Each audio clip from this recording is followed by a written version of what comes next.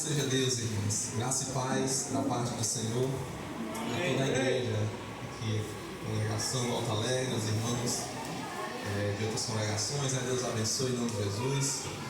Desde já eu quero mostrar aqui a minha satisfação, a alegria de estarmos aqui, de eu estar aqui juntamente com os irmãos pela primeira vez aqui na congregação do Alto Alegre. Já estive uma vez na cruzada do ano passado, foi na praça, não foi? Na praça estive, mas não aqui na congregação. Então já agradeço aqui aos irmãos que me convidaram na congregação aqui do Alto Alegre, evangelista Jaime, irmão Arley, irmão Tomás, Deus abençoe em nome de Jesus. Amém. Sem delongas, irmãos, vamos abrir a palavra do Senhor na primeira carta de Paulo aos Coríntios.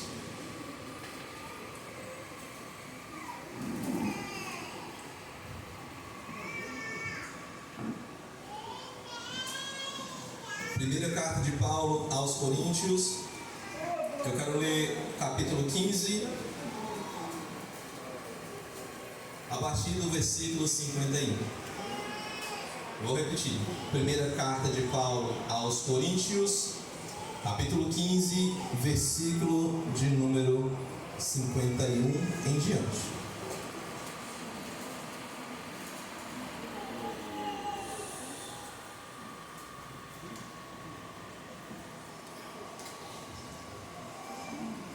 Amém? Todos encontraram? Amém. Vamos ler juntos. Eis aqui vos digo um mistério. Na verdade, nem todos dormiremos, mas todos seremos transformados. No momento, num abrir e fechar de olhos, ante a última trombeta, porque a trombeta soará, e os mortos ressuscitarão incorruptíveis, e nós seremos transformados. Porque convém que isto que é corruptível se revista da incorruptibilidade, e que isto que é mortal se revista da imortalidade. E quando isso que é corruptível se revestir da incorruptibilidade, e isso que é mortal se revestir da imortalidade, então cumprir-se-á a palavra que está escrita: tragada foi a morte na vitória. Onde está a morte, o teu aguilhão? Onde está o inferno, a tua vitória? Ora, o aguilhão da morte é o pecado, e a força do pecado é a lei. Mas graças a Deus que nos dá a vitória por nosso Senhor Jesus Cristo. Somente até aqui. Podeis sentar.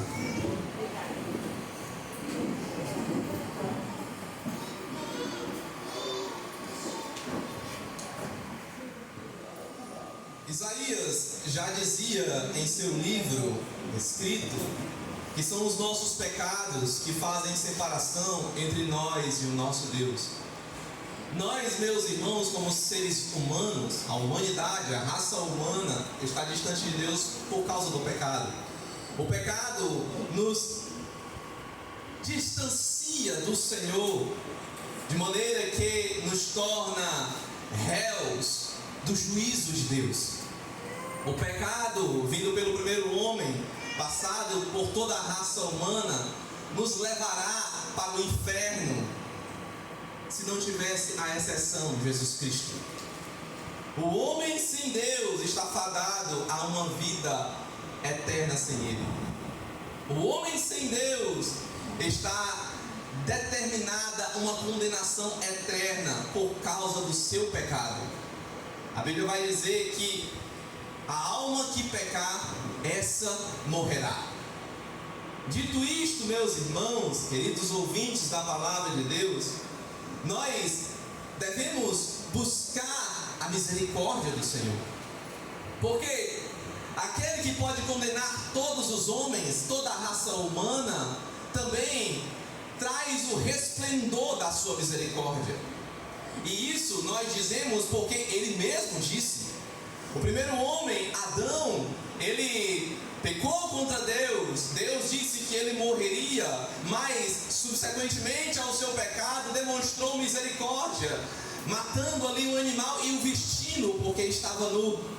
Logo depois disso, nós vemos que a raça humana foi dividida entre aquelas pessoas que buscavam a Deus, os filhos de Deus, e os filhos do diabo. Nós vemos que depois desse começo trágico, depois do distanciamento do homem, dessa separação do homem para com Deus, nós vemos, meus amados, Deus demonstrando a sua misericórdia de tal forma que parece até incompreensível a razão humana. A misericórdia de Deus para a razão humana é incompreensível. Por quê? Porque parece algo tão simples, tão simplório. Deus manifestar sua misericórdia ao homem pecador, à raça humana que está distante dele. Perdoar apenas por crer. Achar misericórdia em Deus apenas confiando nos seus méritos, porque é esse o Evangelho. O Evangelho que o Senhor Jesus Cristo trouxe é esse: crer no Senhor Jesus Cristo. Quem crê no Filho de Deus tem a vida eterna. Quem não crê no Filho de Deus não verá a vida, mais sobre ele paira a condenação de Deus. Mas parece até ilógico apenas crer para ser salvo. Não é necessário fazer um prosélito, alguma obra de justiça para ser salvo. Todos nós, irmãos, como raça humana, no geral, estamos distantes de Deus por causa do pecado. Mas aquilo que nos une a Deus é a santidade. Porque em Deus há santidade plena, de maneira que o ser humano, como pecador, na presença de Deus, não poderia suportar a santidade de Deus. Porque Deus é tão santo, irmãos, é tão santo, que Ele aborrece, abomina o pecado. E se o ser humano, pecador, estiver diante de Deus sem santidade, ele seria fulminado. Era necessário que acontecesse algo extraordinário, sobrenatural, para que o ser humano mais uma vez se reconciliasse com Deus. E isso aconteceu de fato. A Bíblia vai dizer, naquele texto célebre, que nós todos conhecemos em João 3,16, que Deus amou o mundo de uma tal maneira, que enviou o seu Filho unigênito, para que todo aquele que nele crê não pereça, mas tenha a vida eterna. Acreditar em Jesus, crer nele, é o essencial para nos reconciliar com Deus. Se nós, meus irmãos, desprezarmos tal atitude, tal amor de Deus para conosco, grande será o nosso fim. Porque quando não cremos no nome do Senhor Jesus Cristo, quando não acreditamos em seu nome, nós continuamos e permanecemos nos nossos pecados. Mas quando confiamos nele, entregamos a nossa vida a ele, passamos a viver a sua vida, encontramos em Deus misericórdia, e Ele nos aceita. Ele nos aceita como quem diz: você agora é meu filho, porque creu no nome do meu filho, porque creu naquele que eu enviei. Nós, meus amados irmãos, somos considerados filhos de Deus porque cremos em Jesus Cristo, porque acreditamos no seu sacrifício, e o sacrifício dele foi tão grande e tão verdadeiro, meus irmãos, meus queridos ouvintes, que até hoje se ecoa a glória do seu sangue, o peso da sua salvação. Quando dizemos que o ser humano tem que ser salvo, muitos nos entendem mal, porque perguntam: salvos de quê? Nós estamos seguros, nós estamos a salvo. Eles confiam nessa vida, confiam naquilo que estão vivendo. O próprio Senhor Jesus Cristo nos traz uma parábola onde um certo homem que tinha recursos, tinha uma grande fazenda, ele acumulara muitos bens e decidiu destruir os seus celeiros e construir maiores para arrecadar mais ainda. E naquela noite ele disse: agora está farta, ó minha alma, regala-te nos prazeres. Em outras palavras dizendo, e a voz divina que ecoou falou o seguinte: louco, hoje te pedirão a tua alma. E o que tu tens preparado? O ser humano, irmão, se engana nessa vida por estar seguro, porque a sua vida está baseada aqui no finito, no temporal, naquilo que permanece neste mundo, naquilo que é debaixo do sol, e não naquilo que é de Deus, não naquilo que é eterno. Nós temos uma alma eterna, nós somos criados alma vivente. Deus nos concedeu corpo, alma e espírito. O Senhor nos concedeu para que nós o adoremos, porque esse é o fim de cada homem, esse é o propósito do ser humano, é buscar a Deus, é adorar a Deus, porque sem Deus qual é o sentido da vida? Sem Deus qual é o sentido dessa vida material, do mundo? Não faz sentido uma vida sem Deus. Uma vida sem buscar a Deus é uma vida efêmera, passageira, vaidade, como diz Salomão. Porque homens nascem, homens morrem, e para onde vão? Não é possível que isso seja só isso aqui. Não é possível que a vida seja só isso. A gente nasce, cresce, constrói, vive e depois acaba tudo. Não faz sentido. Tem que haver algo para o povo vir. Deve haver e há a eternidade. E foi isso que Jesus veio trazer. Os fariseus, na época de Jesus, esperavam um Messias poderoso, que vencesse as suas guerras, as suas batalhas carnais ali naquele mundo. Mas eles não entendiam que eles estavam escravos dos seus próprios pecados. Jesus Cristo se manifestou para desfazer as obras do diabo. Eles esperavam um grande rei, um Messias, para os livrar do jugo do Império Romano, sendo que eles não compreendiam e não viam que eles estavam escravizados pelos seus próprios pecados. O pecado, meus irmãos, nos distancia de Deus, mas Jesus Cristo nos une de novo com o Senhor.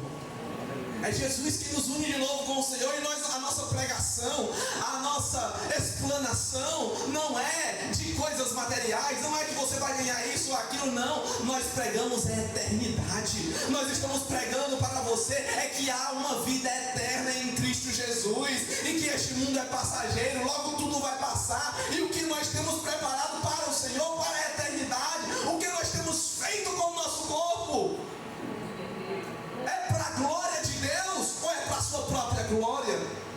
É para a glória do Senhor ou é para agradar o seu próximo? A nossa vida tem o propósito de agradar a Deus. A Deus. Se nós vivemos aqui neste mundo, devemos viver para Deus. Devemos viver para o Senhor, porque Ele viveu uma vida santa, uma vida íntegra, para que agora nós tivéssemos salvação em Seu nome. Quando nós falamos de salvação, irmãos, muitos banalizam. Os judeus esperavam, como eu disse, um rei poderoso. Os gentios, romanos, gregos, queriam adquirir sabedoria. Mas Paulo vai dizer em 1 Coríntios, capítulo 1, os judeus buscam sinal, os gregos sabedoria, mas nós pregamos a Jesus Cristo crucificado. Nós pregamos salvação. Salvai-vos dessa geração perversa. Salvai-vos dessa geração perversa. Jesus vai dizer no sermão escatológico em Mateus capítulo 24 que por se multiplicar a iniquidade, o amor de muitos se esfriaria. É o que nós estamos vendo, é o retrato da nossa sociedade hoje. Homens e mulheres sem amor, homens e mulheres sem afeto natural, distantes de Deus, desagradando ao seu Criador. Mas nós não fomos chamados para isso. Nós fomos chamados foi para bendizer o nome do Senhor, foi para exaltar o seu santo nome, foi para pregar a sua palavra. Pregar a sua palavra. O Senhor Jesus Cristo, meus irmãos, Ele nos salvou quando cremos no nome dele. A salvação é esta, que creiam no Filho de Deus, no seu único Filho. E como eu disse, os homens banalizam essa mensagem, porque acham que isso é uma coisa muito simplória, simples demais para ser verdade. Mas foi o que Naamã foi buscar: a purificação da sua lepra. Entendam? Ele foi até Eliseu buscar com que fosse curado da sua lepra. Chegou lá, o profeta nem sequer saiu para atendê-lo, mas deu a ordem: lava-te no rio Jordão 7 vezes e serás curado. Aquele homem não aceitou aquela palavra de começo, mas sendo interpelado pelo seu moço que estava com ele acompanhando, disse: olha, se fosse alguma coisa mais difícil, não ia fazer não. É uma coisa tão simples. Será possível que uma coisa simples tu não pode fazer? Se ele te falasse: vai, faz isso, faz aquilo, ele não mediria esforços para fazê-lo. Mas a salvação, irmãos, é simples mesmo. É pela graça. Pela graça sois salvos. Isso não vem de vós, é um dom de Deus. Deus nos concedeu com que fôssemos salvos. É simples mesmo. O evangelho é simples. É acreditar, é crer no nome do Senhor, para que os nossos pecados sejam purificados. Então quer dizer que quando cremos no Senhor não temos mais pecado? Não, nós somos corpo mortal, mas confiamos no Senhor. Então quer dizer que eu posso viver a minha vida como eu vivia antes? Não, Ele nos salvou, foi na nossa boa maneira de viver, para buscarmos a Deus, para buscarmos o Senhor. Louvado seja Deus. Abra comigo em 1 Pedro, capítulo 1.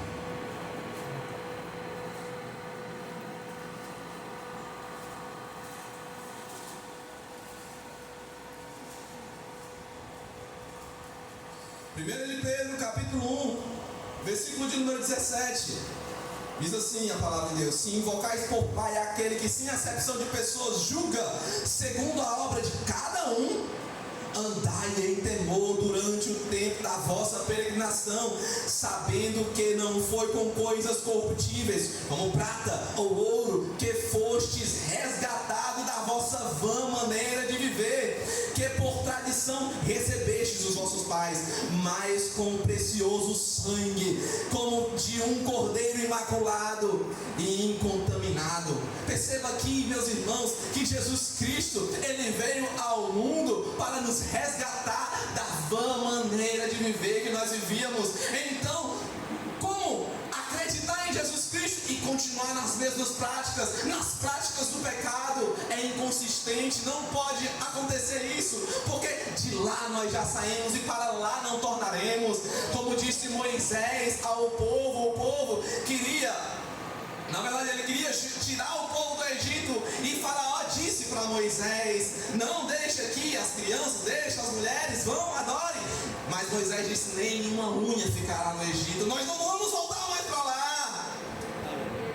Nós devemos buscar a Deus, meus amados irmãos, porque Ele é santo, porque Ele nos salvou, porque Ele nos concedeu a sua misericórdia. Ele nos concedeu a sua misericórdia. E como nós vamos viver numa vã maneira de viver ainda? Como nós vamos continuar nas mesmas práticas do pecado? Não. Se nós somos salvos do pecado, das práticas que pervertem as boas obras. Ele diz aqui: vocês invocam por Pai, versículo 17, vocês, e se invocais por Pai aquele que sem acepção de pessoas julga segundo a obra de cada um, andai em temor. E aqui eu acho interessante, meus irmãos, porque há muitos por aí que se esqueceram do temor, fazendo a obra de Deus de qualquer maneira. E isso não pode acontecer. Devemos fazer com temor, porque nós não estamos fazendo para um homem, para um patrão temporal, para um governador. Não, nós estamos fazendo para o Senhor dos Exércitos, para o Deus Todo-Poderoso. Ele é digno de toda honra, de toda glória, de todo louvor. Nós, meus amados irmãos, buscamos a Deus e encontramos nele a santidade. Se nós cremos no Senhor, meus amados irmãos, nós não temos santidade própria, mas Ele imputa em nós, Ele coloca em nós a sua santidade.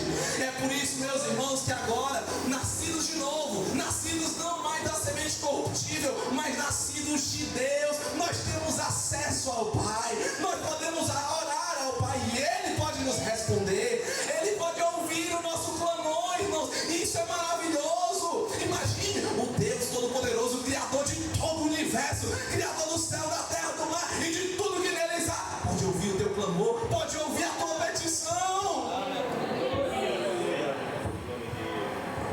Ele atende aquele que com o coração sincero o busca. Ele atende aquele com o coração humilde o busca. Em Gálatas capítulo 1, versículo de número 4, Paulo diz assim: o qual se deu a si mesmo por nossos. Se deu a si mesmo por nossos pecados, para nos livrar do presente século mal. Para nos livrar do presente século mal, segundo a vontade de Deus, nosso Pai, o qual seja dada a glória para todos sempre. Amém. Jesus, meus irmãos, se manifestou neste mundo, foi para nos livrar desse presente século mal, do mundo mesmo. Ele veio, como disse, desfazer as obras do diabo, desfazer as obras de Satanás, para que agora não mais obedecêssemos às suas ordens. Porque eu digo, meus irmãos, que o homem sem Deus, o homem que não tem a Deus por Pai, ele obedece a outro, ao diabo. Ele é escravo do diabo, das práticas. Eu digo isso não de mim mesmo, mas porque está escrito, e foi o próprio Senhor que falou. Jesus falou aos discípulos, aos judeus, perdão, em, se não me engano, João capítulo número 8, naquele discurso, naquele debate, onde os judeus falavam, meus irmãos, que eles tinham por pai Abraão. Nós temos um pai, Abraão é nosso pai. Jesus falou: se vocês têm por pai Abraão, creriam em mim, porque ele falou de mim. Abraão, meus irmãos, falou de Jesus Cristo. Não explicitamente assim, mas o Evangelho lhe foi revelado.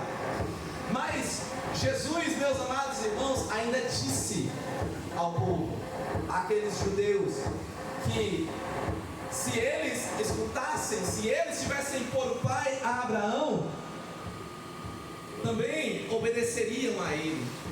Depois eles falaram: nós temos um pai que é Deus, nosso pai é Deus. Mas Jesus falou claramente para eles: o vosso pai é o diabo, porque querem fazer as obras dele. Porque o diabo foi homicida desde o princípio, ele foi mentiroso, ele é pai da mentira.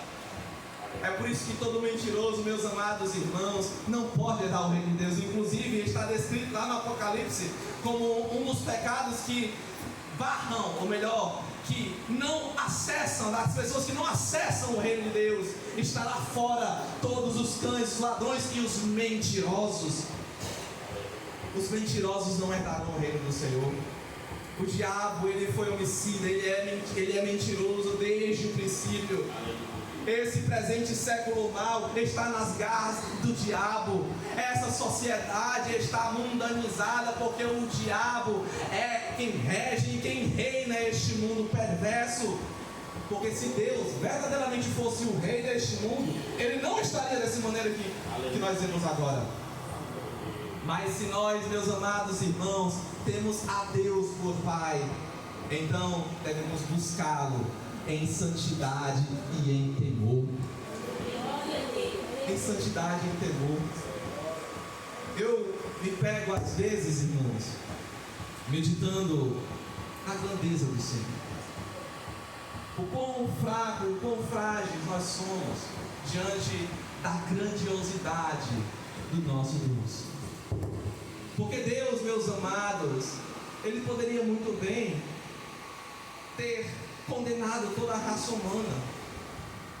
Ele poderia muito bem ter destruído todos os homens, todas as mulheres deste mundo, por causa do pecado. Eu disse, agora há pouco, que Deus abomina o pecado. E essa palavra é pesada, abomina. Porque quando nós abominamos alguma coisa, nós consideramos como algo nojento, algo que é intragável, é uma coisa abominável que nem queremos estar perto. Assim é Deus para com o pecado. Deus abomina, irmãos, o pecado. É por isso que, como novas criaturas, como nascidos de novo, devemos buscar a Deus em temor e em santidade, porque a santidade é de Deus. Hebreus vai dizer que sem santificação ninguém verá o Senhor. Em santidade devemos estar, porque Ele nos chamou, foi para sermos santos. Ah, irmão, como ser santo? Todos os homens são pecadores, não conseguimos ser 100% santos diante de Deus. É verdade, não vou negar isso. Todos os seres humanos, eles são tendenciosos a pecar, inclusive os crentes, se não vigiarem. Mas João vai dizer em sua carta que, se pecarem, nós temos um advogado fiel. Essa é a diferença do crente para o mundo. Porque o crente, ele não vive na prática do pecado. Ele foi chamado para ser santo. Mas se escorregou, se tropeçou, uma falta de vigilância, se recorra a Deus. Eu vejo, irmãos, muitos crentes que caem no pecado, e ao invés de se refugiarem no Senhor, na sua graça, na sua misericórdia, no seu perdão, eles continuam caídos. Irmão, se levante. Não continue na prática, não continue caído, não. Porque Deus não quer que a gente fique caído, não quer que a gente se levante. Se pecou, temos um advogado. Se pecou, não fique caído, não fique prostrado, se recorra à misericórdia e à graça do Senhor. Paulo vai dizer a Tito que a graça do Senhor se manifestou trazendo salvação a todos os homens. Aleluia. E nós aguardamos agora a bem-aventurada esperança e o aparecimento da glória de Deus. Muitos não creem que Jesus um dia voltará, mas a pregação da igreja é essa: que Jesus veio, salva, cura, liberta e que Ele voltará. Ele voltará. Essa é a esperança. Na tua boca, meu irmão, minha irmã, deve estar a palavra Maranata. Ora vem, Senhor Jesus. Ora vem, Senhor Jesus. Esse brado deve clamar do mais íntimo do teu coração. Porque se nós, como igreja do Senhor, somos a noiva do Cordeiro, nós esperamos ansiosos por esse dia. Ora vem, Senhor Jesus. Jesus, meus irmãos, Ele se manifestou nesse mundo trazendo salvação, como disse. Ele trouxe salvação para todos os homens. Mas no dia em que Ele se encarnou como menino, lá em Belém, onde Ele nasceu, abra comigo aí Lucas. Olha a maravilha que aconteceu, irmãos. Lucas capítulo 2, foi onde Jesus apareceu pela primeira vez.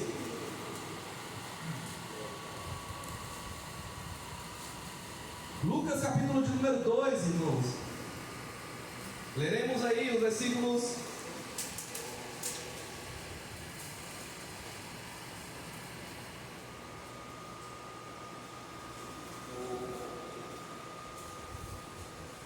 1 em diante. Na verdade, eu quero ler a partir do 8 para não se demorar muito. Diz assim, Lucas 2, 8. Ora, havia naquela mesma comarca pastores que estavam no campo e guardavam durante as vigílias da noite o seu rebanho. E eis que o anjo do Senhor veio sobre eles, e a glória do Senhor os cercou de resplendor, e tiveram grande temor. E o anjo lhes disse: não temais, porque eis aqui vos trago novas de grande alegria, que será para todo o povo. Versículo 11. Pois na cidade de Davi vos nasceu hoje o Salvador, que é o Cristo, o Senhor. E isso vos será por sinal: achareis um menino envolto em panos e deitado numa manjedoura. E no mesmo instante apareceu com o anjo uma multidão dos exércitos celestiais louvando a Deus e dizendo: glória a Deus nas alturas, paz na terra, boa vontade para com os homens. E aconteceu que, ausentando-se deles os anjos para o céu, disseram os pastores uns aos outros: vamos, pois, até Belém, e vejamos isso que aconteceu e que o Senhor nos fez saber. Veja, irmãos, como é maravilhoso. Quando o Senhor Jesus Cristo nasceu lá em Belém, naquela manjedoura, Jesus, ele foi nascido e os anjos do Senhor vieram recepcionar o seu nascimento. Eles queriam, meus irmãos, falar para alguém, porque Jesus naquele momento estava só, com a sua mãe, com seu pai, terrenos. Mas os anjos vieram até os pastores, até uns certos pastores, e disseram: olha, nasceu o Salvador do mundo, nasceu ali, vocês vão encontrar eles enrolados em pano na manjedoura. Ele é o Salvador. Na mesma hora eles viram uma miríade de anjos, uma multidão dos anjos glorificando e exaltando o nome do Senhor por tão grande salvação, meus irmãos, que o Senhor nos concedeu. Os anjos do Senhor se alegram com a misericórdia de Deus. A igreja do Senhor se alegra com a misericórdia de Deus. O mundo, meus irmãos, se não crerem no Senhor, se não aceitarem essa misericórdia proposta pelo Senhor, eles não vão ver o que o Senhor tem preparado para eles. Eles não vão contemplar. Logo à frente, nós vemos o testemunho de Simeão, versículo 26, mesmo capítulo. E foi-lhe revelado pelo Espírito Santo que ele não morreria antes de ter visto o Cristo do Senhor. E pelo Espírito foi ao templo quando os pais trouxeram o menino para com ele procederem segundo o uso da lei. Ele então o tomou em seus braços e louvou a Deus e disse: agora, Senhor, despedes em paz o teu servo, segundo a tua palavra, pois já os meus olhos têm visto a tua salvação. Tem visto a tua salvação, o qual tu preparaste perante a face de todos os povos. É inegável dizer que Jesus não é Salvador. Jesus é Salvador. A Bíblia vai dizer que na sua boca não se achou engano. A Bíblia vai dizer que ele foi perfeito até a morte, morte de cruz.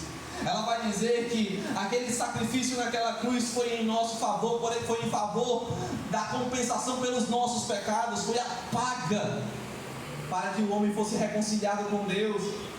E aquele, meus irmãos, que não encontrar no sangue de Jesus Cristo essa esperança, tem um fim trágico. Mas aquele que crê encontra uma salvação eterna, uma salvação que passa os limites temporais, que vai para a eternidade. A salvação que o Senhor nos concedeu, meus irmãos, ela é imensurável. Não podemos descrever com palavras, não podemos falar, porque o tamanho é grande demais, irmãos. Se você não parar para meditar no tamanho da misericórdia de Deus, o que Deus tem feito na tua vida, meu amado irmão, meu amado ouvinte, o que você está fazendo com a tua vida? Medite na misericórdia de Deus, medite no que Deus tem feito para você. Simeão aqui disse: Senhor, meus olhos já viram a tua salvação, se quiser me despedir, me despede em paz. Me despede em paz. Ainda quero ler outro texto com os irmãos, Romanos capítulo número 6. Romanos 6, versículo de número 7. Romanos 6, 7. Diz assim a palavra de Deus: porque aquele que está morto está justificado do pecado. Ora, se já morremos com Cristo, cremos que também com Ele viveremos, sabendo que, tendo sido Cristo ressuscitado dentre os mortos, já não morre. A morte não tem mais domínio sobre ele, pois quanto a ter morrido, de uma vez morreu para o pecado, mas quanto a viver, vive para Deus. Versículo 11: assim também vós considerai-vos certamente mortos para o pecado, mas vivos vivos para com Deus, em Cristo Jesus nosso Senhor, e não reine, portanto, o pecado em vosso corpo mortal, porque ele diz para lhes obedecer-se em suas concupiscências. Veja, irmãos, aquele que está em Cristo, como diz Paulo aos Coríntios, nova criatura é. O pecado não tem mais domínio. Você só pratica o pecado se quiser. Mas quando Deus te transforma, Ele te liberta. Quando Deus toca a tua alma, quando Deus fala ao teu coração, as palavras dele são como uma chama ardente que faz borbulhar essa fé que nós temos. Lembre-se do caminho de Emaús. Os dois discípulos iam para Emaús e logo o Senhor Jesus Cristo se aproximou deles. Eles não entenderam nem conheceram que era o Senhor, e Jesus se aproximou, perguntou: o que vocês estão falando? Os discípulos disseram: és tu peregrino em Israel e não sabe o que tem acontecido? Jesus Cristo, o Nazareno, nós esperávamos que fosse a redenção do povo de Israel, que fosse a salvação. Ele morreu e hoje é o terceiro dia que ele já está no sepulcro. Mas quando Jesus abriu a boca, irmãos, aleluia, da sua boca saía palavras de graça e poder. A Bíblia vai dizer, quando eles chegaram no local específico, Jesus se fez que ia passar, e eles disseram: não vá, o sol já está declinando, fica conosco. Eles ficaram, e na hora da ceia, Jesus partiu o pão, Jesus abençoou, e os seus olhos foram esclarecidos. Eles entenderam que era o Cristo, e Jesus naquele momento sumiu da sua vista. Mas eles disseram um para o outro: porventura não ardia em nossos corações quando ele falava a palavra, quando ele citava as Escrituras? Meu irmão, a Escritura faz o nosso coração saltitar de alegria. Se isso não está mais acontecendo mais na tua vida, se volte para o Senhor, busque ao Senhor, queira esse fogo ardente no teu viver, na tua vida.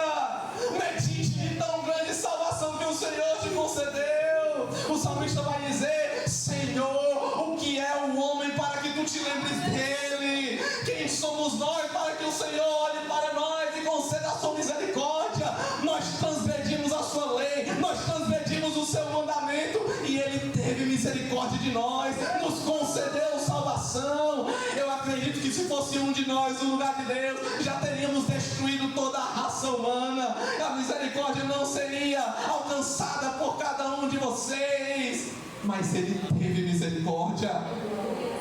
Ele teve misericórdia. Ele foi à morte, blasfemaram dele quando ele estava pendurado na cruz.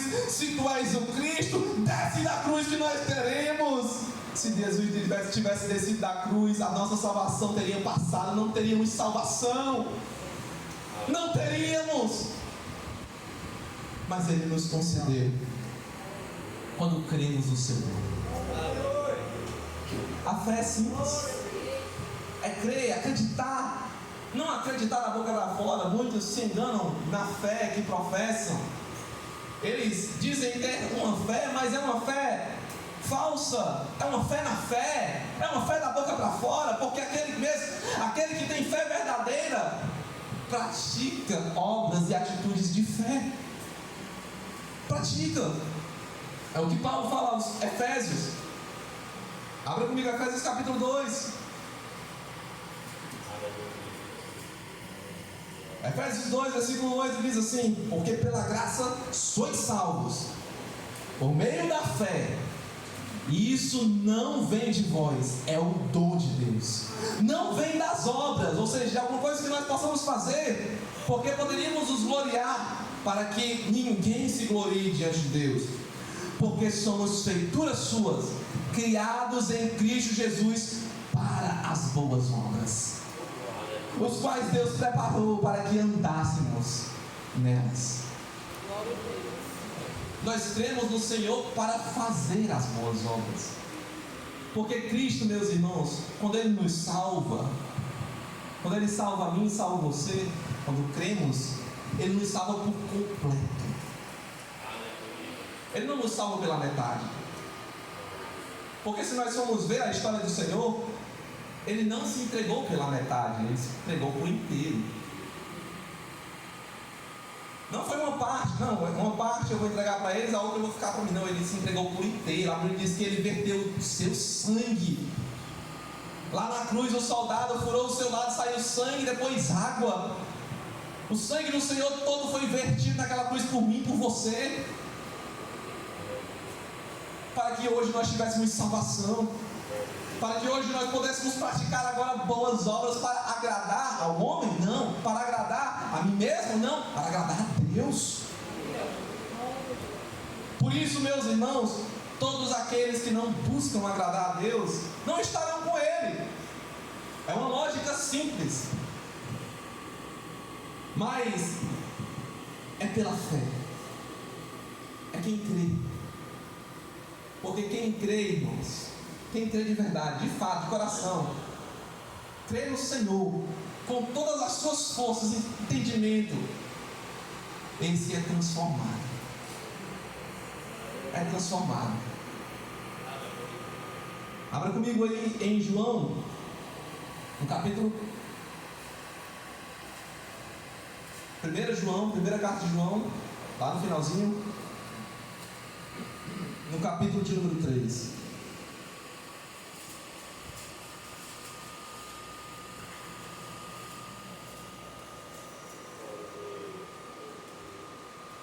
Diz assim a Escritura,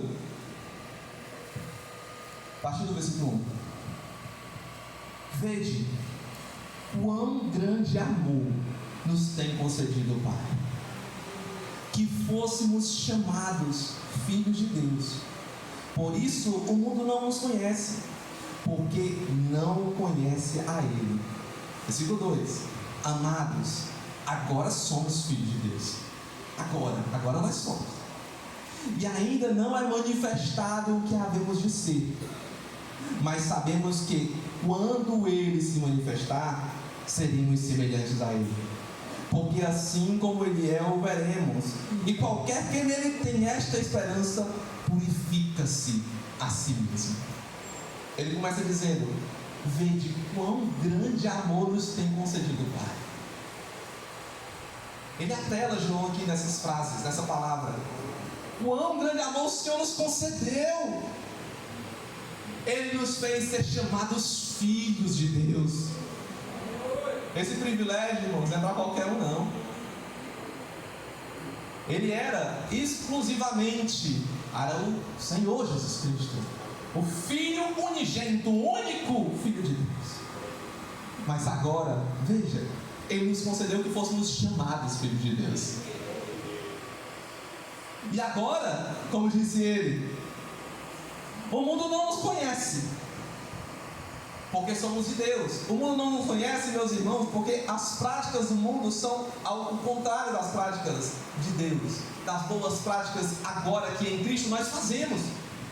Eu disse que quando nós cremos no Senhor, Ele nos transforma. É como que dá água para o vinho. É um novo ser, é uma nova criatura.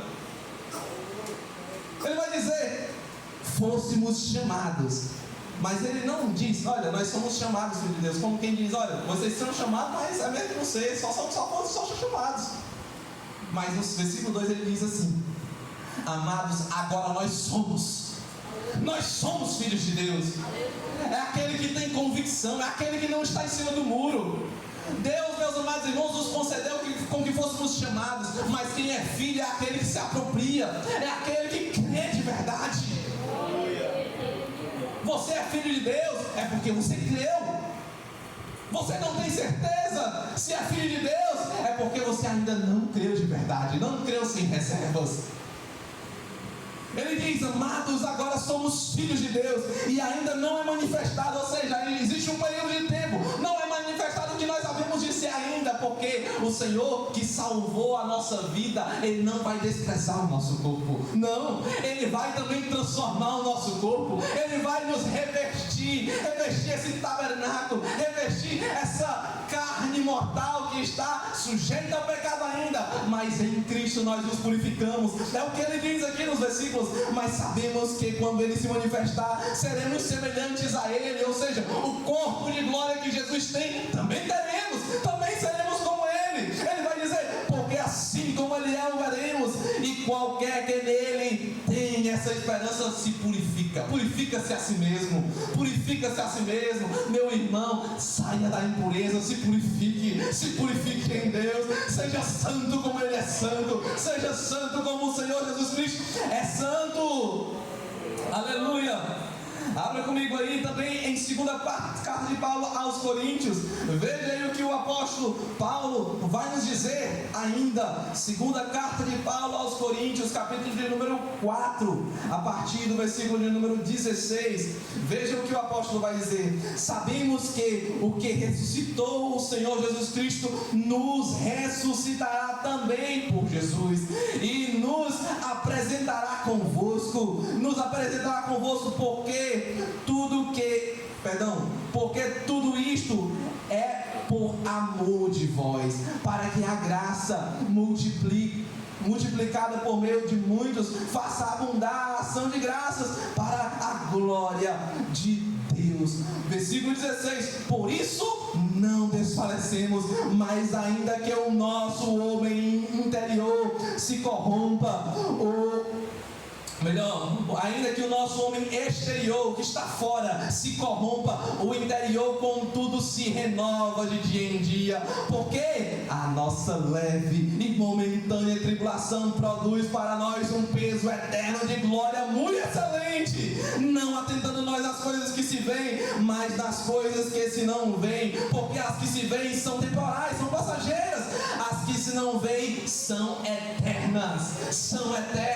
Meus amados irmãos, enquanto nós estivermos ainda no corpo deste tabernáculo, nós vamos ainda nos deteriorar, nós vamos envelhecer exteriormente, mas o nosso interior não. O nosso interior deve se renovar de dia em dia, porque nós estamos em Cristo Jesus. Cristo vai dizer, ou melhor, o profeta vai dizer, usado por Deus lá em Oséias, capítulo número 6, ele vai dizer assim: conheçamos e prossigamos em conhecer ao Senhor Jesus Cristo. O conhecimento, meus amados irmãos, é para mim e para a tua vida. Nós nos renovamos quando buscamos conhecimento, quando meditamos na palavra de Deus, quando meditamos na grandeza do amor de Jesus Cristo para com nossas vidas, para conosco.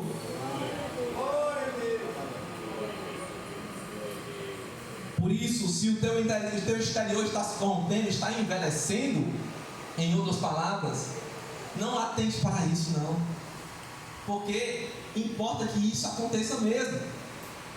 Essa carne é do pecado, ela vai se corromper por causa do pecado, mas nós cremos que Jesus Cristo vai transformar esse corpo abatido, esse corpo corrupto, para um corpo incorruptível. Voltemos aí para o texto do início, de 1 aos Coríntios, capítulo de número 15. Eu vou reler o texto. A partir do versículo 51. Eis que vos digo um mistério. Na verdade, nem todos dormiremos, mas todos seremos transformados. Parar aqui um instante. A transformação, irmãos, do nosso corpo, como crentes, é inevitável. Porque se nós cremos de fato no Senhor, Ele vai transformar o nosso corpo. A nossa esperança não está apegada a este mundo. Nós dizemos: Maranata, vem Senhor Jesus. João fala na sua carta que nós não se manifestou aquilo que havemos de ser, mas quando Ele se manifestar, nós nos manifestaremos com Ele. Como? Em glória. O nosso corpo será glorioso. E Paulo vai descrever aqui esse mistério que estava oculto ainda, mas agora se revelou. Vai dizer assim: nem todos dormiremos, mas todos seremos transformados. Em outras palavras, está dizendo assim, nem todos irão morrer. Há alguns que já morreram, crentes no Senhor Jesus Cristo, mas ele declara: todos seremos transformados. Ele não deixa para trás ninguém. É o vivo e o morto. Aquele que crê será transformado. Diz assim, versículo 52: no momento, no abrir e fechar de olhos, ante a última trombeta, porque a trombeta soará. Paulo diz assim, ante a última trombeta, por quê? Porque ela vai soar. É certo que isso vai acontecer, porque a trombeta soará. e os mortos ressuscitarão primeiro. Aqui ele coloca a ordem de ressurreição. Aqueles que já dormiram, aqueles que já morreram, vão ser os primeiros. Depois nós, os que estivermos vivos, seremos transformados. Seremos transformados, porque convém que isto que é corruptível se revista da incorruptibilidade, e que isto que é mortal se revista da imortalidade. Meus irmãos, Deus, Ele demonstra a sua misericórdia para a raça humana e salva aquele que crê por completo, de forma plena. Ele não destaca alguma coisa, não, mas a plenitude, a inteireza humana, Ele salva. Ele vai salvar o nosso corpo, a nossa alma e o nosso espírito. Esses três. Porque se tudo vem do Senhor, Ele nos concedeu corpo, alma e espírito. Quando viemos para este mundo, Ele não vai deixar nada para trás. Nenhuma unha fica no Egito, nenhuma unha fica neste mundo. O Senhor nos transformará. Antes de prosseguir, olha o que Paulo também vai falar aos Tessalonicenses. Capítulo de número 5, versículo de número 23. E o mesmo Deus de paz vos santifique em tudo. O que é tudo? Todo o vosso espírito, alma e corpo sejam plenamente conservados e irrepreensíveis para a vinda do nosso Senhor Jesus Cristo. Fiel ao que vos chama, o qual também o fará. Paulo vai dizer: conserve o teu corpo, a tua alma, o teu espírito. Na ordem que ele vai dar aqui é espírito, alma e corpo. Conserve plenamente, santos diante de Deus. Porque um dia, isso aqui que está se corrompendo, que está se esvaindo com o tempo, vai ser transformado. Mas enquanto não, o Senhor fala: santifica. Santifica a tua alma, santifica o teu espírito, santifica o teu corpo, santifica a nossa alma, nosso espírito, nosso corpo. Irmãos, não é para este mundo, não, é para Deus. Ele vai dizer: entrega a tua vida ao Senhor, confia nele, o mais Ele fará. Quando nós dizemos entrega a tua vida ao Senhor, é a vida, é por completo, não é uma parte, não é dividido, é tudo. Ele vai dizer, Paulo vai dizer aos Gálatas: vivo não mais eu, mas Cristo vive em mim. E a vida que eu agora vivo na carne, vivo-a pela fé no Filho de Deus que me amou. A vida na fé em Jesus Cristo que nos amou.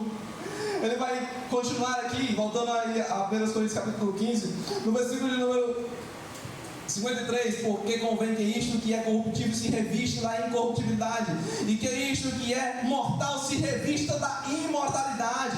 E quando isto que é corruptível se revestir da incorruptibilidade, e isto que é mortal se revestir da imortalidade, então cumprir-se-á a palavra que está dita. A palavra é certa, irmãos. Essa palavra está dita: tragada foi a morte pela vitória. Tragada foi a morte na vitória. Nós diremos: onde está? Onde está a morte, teu pecado? Onde está a força da morte? Ele vai dizer em 55: onde está a morte, o teu aguilhão? Onde está o inferno, a tua vitória? Nós somos vitoriosos em Cristo Jesus. Você é vitorioso em Cristo Jesus. Será que isso não é motivo suficiente para glorificar e exaltar o nome do Senhor nas regiões celestiais, aqui na terra e lá no céu? Com certeza. Se Cristo Jesus nos concedeu tão grande salvação, como rejeitar? Se Cristo Jesus nos salvou e também nos transforma para nós não mais praticarmos as coisas dessa vida, deste mundo, como não se alegrar? Se Cristo Jesus vai um dia nos transformar esse corpo abatido, como não glorificar esse Deus?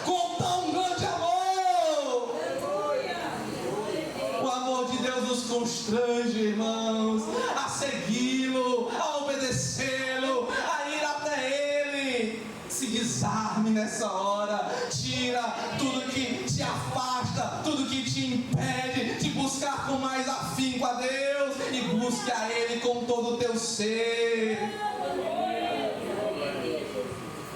Porque Ele é quem nos salva.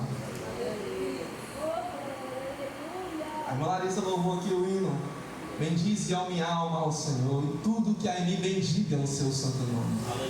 É tudo, irmãos. O nosso Deus não é Deus de meio termo, é tudo ou nada. Desapega-te deste mundo para se apegar tão somente no Senhor. Nós não cremos, irmãos, que um crente possa ser indeciso na escolha da salvação. Ou ele é salvo ou não é. Paulo pregando, fala a uma determinada autoridade, pregando o evangelho, e esse diz: quase me persuade a ser cristão. Por pouco ele não é cristão. Paulo vai dizer: quem dera, se não somente tu, mas todos que me ouvem, exceto essas cadeias, fossem tal qual eu sou. Perceba, irmãos, Paulo sabia quem era. Paulo sabia para onde ia. Ele não, ele estava indeciso. Olha, quase eu sou. Os profetas, ou melhor, o povo de Israel, na época de Acabe, na época de Elias, naquele confronto dos profetas de Baal, Elias falou para o povo: por que cocheais em dois pensamentos? Se o Senhor é Deus, seguiam. Se Baal, seguiam.